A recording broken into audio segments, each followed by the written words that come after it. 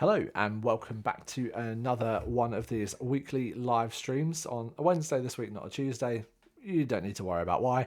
And we are here to chat about the latest in the world of voice news and what is happening out there in the world of voice and conversational AI. And as per last week, I am joined by my friend and colleague, Rich Merritt from the Vixen Labs team. Let me welcome Rich on with the right button. Here's the right button. No, that's the wrong button. There's always a button. Okay, That's a bum. here's a Rich, and How are Rich, we? thanks for being here, and pleasure to chat a little bit more this week about, I suppose, a bit of an Alexa Live special. I suppose you might kind of call this in terms of chatting some of the stuff that's been going on there and thinking about what's going on in the news. So, what is it that we're going to be chatting about this week, Rich? So yeah, as you say, Alexa Live was last week. It was a pretty big event for developers. I think that's something really to double down on. It was a real developer day. You can liken the event a bit like kind of the Obi-Wan series of Disney Plus, right? It started off quite slow. There Yeah, was the last third, it got quite exciting, and it ended up with Alexa in space. So I think there were some really good things for developers in the kind of the Alexa Live sessions. And there's some kind of interesting points that I think we can talk about that are also relevant to kind of customers and clients and people that are interested in voice technology. very nice indeed. Well, that's what we're going to cover. For those that people who maybe are new to you and Rich, kind of in the team, just why don't you just introduce yourself for those that maybe haven't seen our previous videos quickly? So I'm Rich. I've been in the voice industry for about 6, 7 years now. Most people know me as Rich, as the creative strategist at Vixen Labs, but some people will know me from a previous life where I was Echo Dad, where I reviewed Alexa skills with my kids, which is still available on YouTube if you fancy going and having a look. If that's what you're into, then you can definitely go and dig into it. Very fun, some interesting little videos there, worth having a look. So yeah, that's me, that's Rich, and thanks for joining us while we chat about this. So if you are watching on LinkedIn Live, then you can drop some comments in below. Would love it if you would do so. Just let us know where you're watching from, who you are. That's always helpful. And if you've got any questions about any of the stories that we're going to go through over the next 10 minutes or so, then do drop them there as well. And if you haven't had a chance yet, you can also go back and watch the previous lives that we publish over on the Vixen Labs YouTube channel. You can just go to YouTube, search Vixen Labs, and it'll pop right up. And you'll also find the link being published underneath this video very shortly.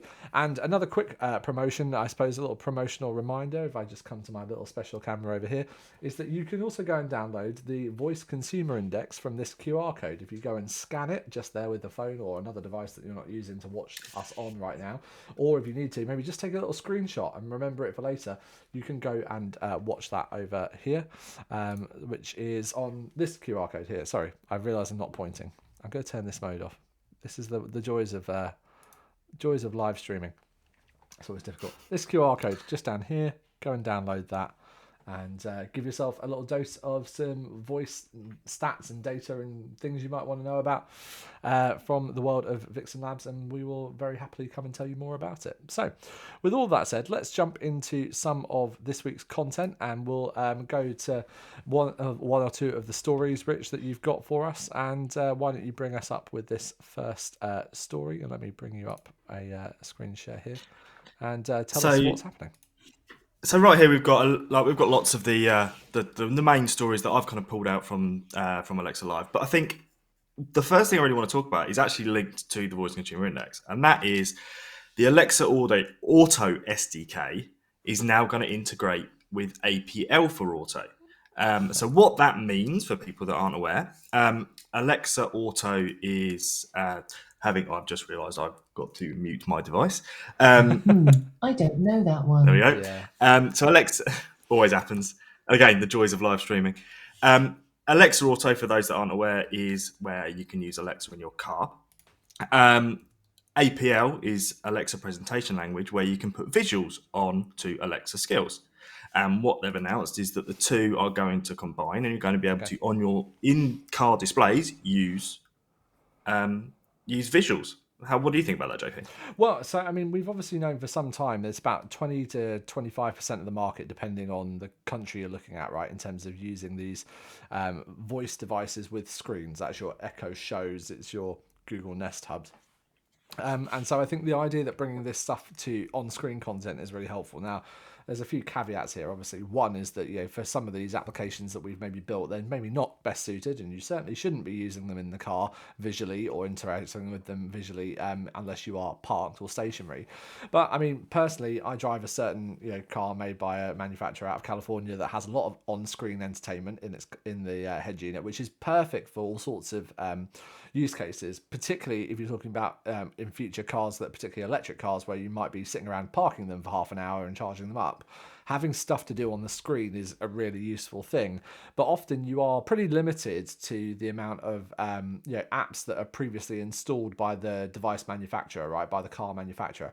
And so adding Alexa presentation language to the visual kind of aesthetic of a car is actually a really useful thing in my mind, because it opens up that whole world of developers being able to essentially build apps for the in-car experience that's actually going to be addressable on a display, which up until now has been pretty limited in what you can do. Even if you're thinking about building for things like CarPlay or Android Auto, the kind of specs and tech that's available there is pretty limited. So I think having this opportunity to build for Alexa, and not only obviously have it work across those millions of different Echo Show devices across all those different screen sizes, but now have it open up to millions of cars that also have this Alexa tech built into the head unit, I think actually makes it a really interesting prospect, and a good reason why many more people might start designing and developing for voice, and then also for voice plus visual interaction in the car too. It's great, and linking to this having more visual stuff around the voice experiences is the accessibility guide that they also announced, where they've essentially come up with a bunch of practices now. Which, if my screen does actually change over, there we go. They're trying to get people to actually think about users with visual impairments, users with hearing impairments, users with speech impairments and mobility impairments, and how they can all interact with these devices too. Not necessarily always in the car, but for devices that they've got on desks and things. So, really, the whole Alexa presentation language is kind of expanding out. Amazon clearly see, and we'll see in, from another thing I just want to talk about in a minute, Amazon are really kind of seeing that Alexa has capabilities not just in kind of a hockey puck on your desk. It's branching out a lot more now. And we're seeing that with some of the stuff that we've learned from the Voice Consumer Index on people using voice outside the home a lot more. Yeah, we definitely know that people are out there using it in different places. And I think, making all of this kind of more accessible, I mean, is helpful for lots of different use cases, right? Not just for making, kind of skills more accessible in general, but particularly for those that have specific accessibility needs.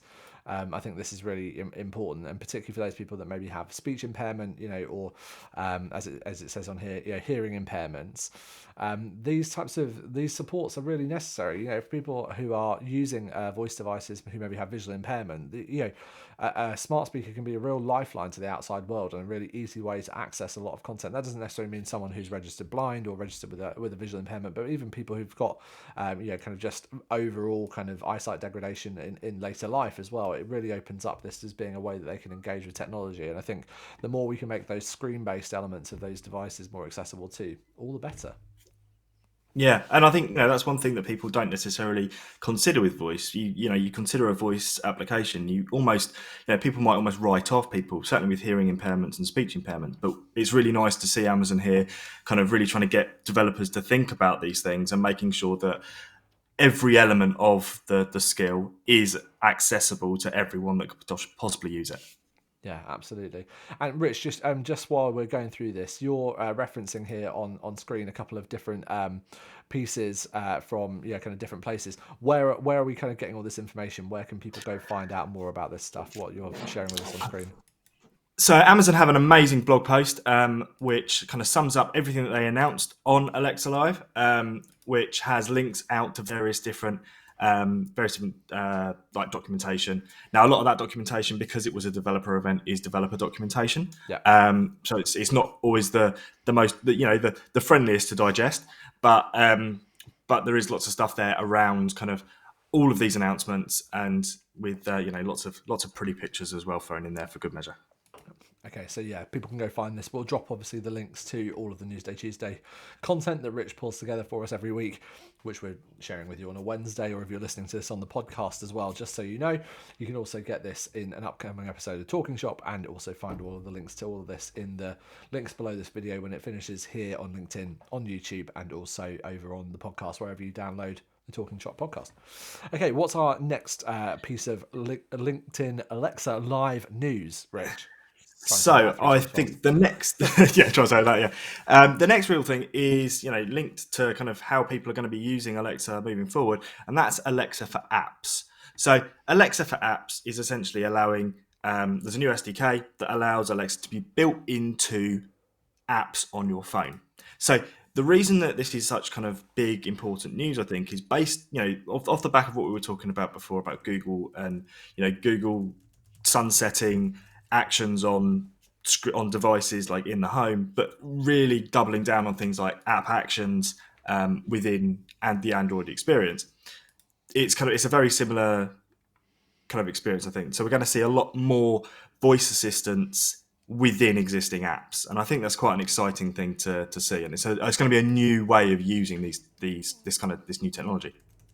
Yeah, I think particularly, again, we've spoken a little bit about some of the learnings we've had from the Voice Consumer Index this year, and one of the big moves that we've seen from Google Assistant now and from Alexa is this move towards making apps and other elements of your phone's ecosystem just more addressable by voice. And obviously a lot of that stuff has been kind of built-in commands. I'm just trying to pull up the Google Assistant actions for Android announcement here on screen, so give me a sec while we do that. But just a couple of weeks ago, as Rich was referencing there, they have repealed the Google Actions framework for developers when it comes to building on voice assistant platforms like the Nest Hub, for example, but really are doubling down on this actions for mobile. Let me just give you this. Have a little look here. Well, let's find the right display first. Here we go, over here. So this is what we're kind of beginning to see, which is this app actions kind of overview. But you can see here, this is really an opportunity to, as it says here, either display app information on different Google surfaces, like adding widgets, for example, for Android, launching features directly from Google Assistant, and then suggesting voice shortcuts from the assistant. And I think from what you're sharing there as well, Rich, we're seeing similar kind of thing kind of coming through when it comes to the Alexa side of things, because essentially we all know that we interact with our phones all the time on these through voice, often through connected headphones or, again, we mentioned just before, car head units. So this seems like a logical extension of what we've been seeing here. And as you've got here from this piece, Alexa SDK now basically giving parity essentially to what's been happening on Android up until now. Yeah, absolutely. And it's, like I said, there's going to be all sorts of different use cases for this, right? There's, like they're pulling out, this is copied from their documentation. They're pulling out, things to be able to book a flight through a travel app, right. Exploring, doing things in a social app differently. Like it's a really interesting kind of way, and it's kind of having your own concierge within different apps, and Alexa will be that concierge for you. Absolutely. Absolutely. See how I did that? Absolutely. There you go. Lovely, Look at lovely. that. Okay, let's keep moving. And while we do, we bring up the next story. Thanks for those of you that are watching live on LinkedIn. If you happen to be watching this after the fact on YouTube or on LinkedIn, then we will be definitely still picking up on your comments. And you'll also be able to find a link to all of these different posts in the comments below. I also want to just mention that if you haven't had a chance to download or listen to the Talking Shop podcast from Vixen Labs, then you can also do that. It's available in all the places that podcasts are available, and we would love you to go and check it out. And we also feature some content from this live stream over there as well, along with other things that the team are up to. You can find some recent episodes over there, including some deep dives from the content we've had from this year's and last year's Voice Consumer Index. So if you want to do that, hop over to the Vixen Labs website and you can find all of the information about the podcasts there. You can go listen to it on Spotify, Apple Podcasts, or wherever you get your podcasts. So just a reminder that you can go and do that. Okay, on with the next story then, Rich, and a little bit more news from Alexa Live. Let's return to that. So this was one that both you and I were quite excited about when we heard about it. This was kind of a really nice announcement. The Alexa Routines Kit. So the Alexa Routines Kit essentially allows skill builders to have configure their own routines and have them like be able to be launched from within a skill. Now, a routine, for those that aren't aware, is where you can set something up for Alexa to do a certain action based on something else. So, for example, because that's quite a complicated way of saying it, for example, in my house at bedtime, when I say night night kids, it turns off both of my kids' bedroom lights. It turns our landing light on to like 1%. So it just acts as a bit of a night light. And it says no night and reminds me to give my son his inhaler. So it kind of does kind of three things all at once.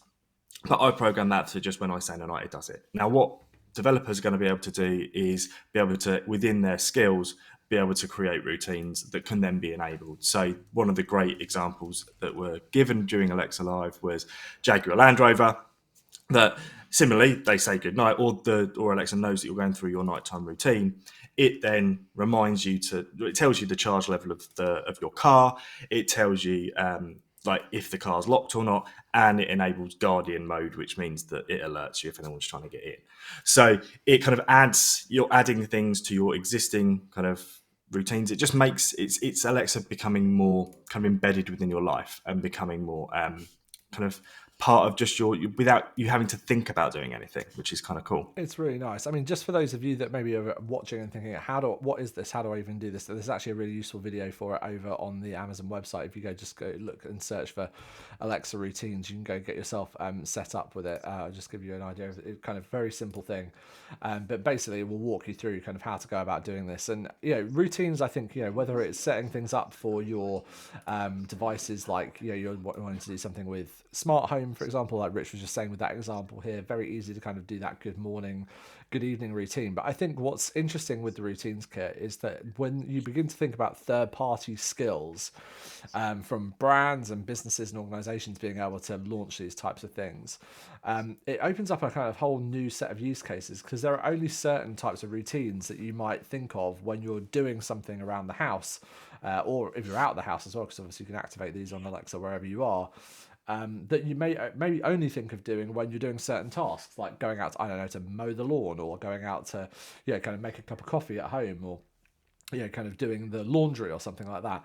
And you can imagine there's a lot of brands that sit in that space when you're having those different, doing those different things, where these routines might suddenly make sense, right? So if I'm going out to mow the lawn, maybe I say, Alexa, help me mow the lawn. Maybe it's going to make sure that the smart plug on in the shed is turned on to make sure the battery is charged up for my electric mower. Maybe it's going to make sure that like it kills all the music in the house so that I can still hear the kids if they're indoors. It's those types of things. But we can now have that not just be brought to you by Alexa, or you having to think about that and setting it up, but we can actually go to a place where we have these things being set up by that brand themselves. So I don't know if you're Flymo or Works or whoever it is, or Black & Decker, and you're creating these skills, then you can now make these routines yourselves. I think that's a really interesting thing, and a new way of brands engaging with people through Alexa that maybe hasn't been there before. Yeah, absolutely. This does open so many kind of new possible routes for brands to kind of really kind of get themselves into people's lives where they might not have been able to have that level of impact before. Absolutely. Which is cool.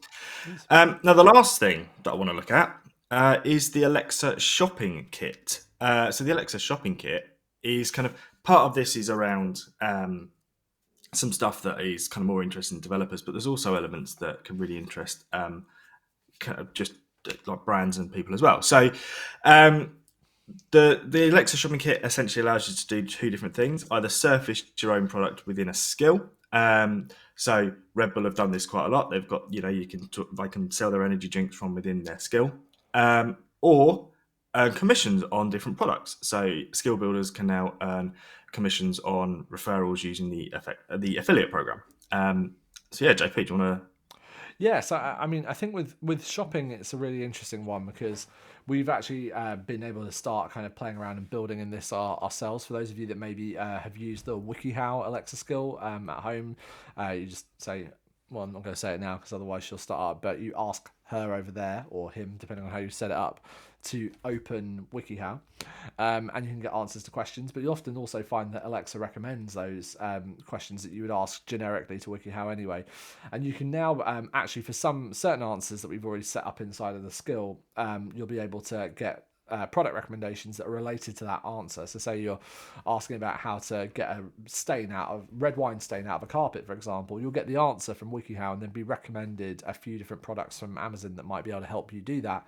And we're able to now start doing things like earning commission on certain products if they're recommended through there. So it's a good way, I think, for brands to offer up their own products. We bought a couple of things in the past for the likes of Finnish dishwashers, for example, last year, doing similar things where you can buy the right dishwasher tablets depending on what the problem is with your dishwasher as diagnosed by the skill. And then now, if you are maybe not actually the product owner, but you're building a skill that has products that somehow related to it, maybe if you are building, I don't know, some like the hot weather we've had this past week, a skill that helped people to stay cool in the hot weather, maybe you'd want to recommend like a 12-pack of water or a slip and slide or, sun cream or whatever it might be.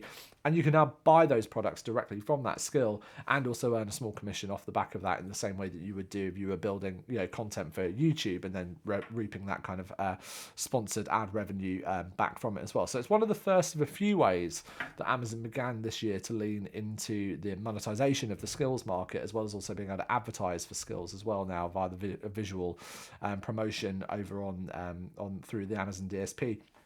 Now being able to buy skill promotion essentially for Echo Show devices. So I think there's a move here by them to begin to make this a little bit more of a commercial environment when it comes to skills. It's not anywhere like it's going to become an advertising network or you're going to be given these things all the time. It's very much going to be reliant upon developers to do that work. But I think we might see more of that come through, which I think is actually overall a good thing really for the market, because we need to see more high quality skills being built, and those skill builders, whether it's brands or individuals, need revenue to continue to maintain them. So actually I think that's a positive net overall.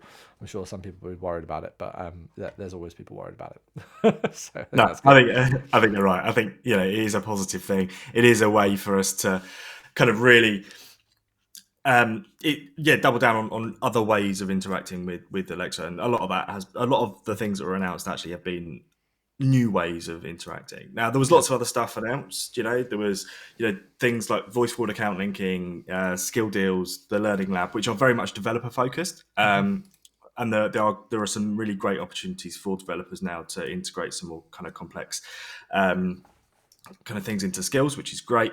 But we don't want to overload everyone with all the different announcements. Alexa Live is available to kind of rewatch if you're interested in some of those keynotes, and we will link to the roundup in the documentation and in the chat underneath. Excellent.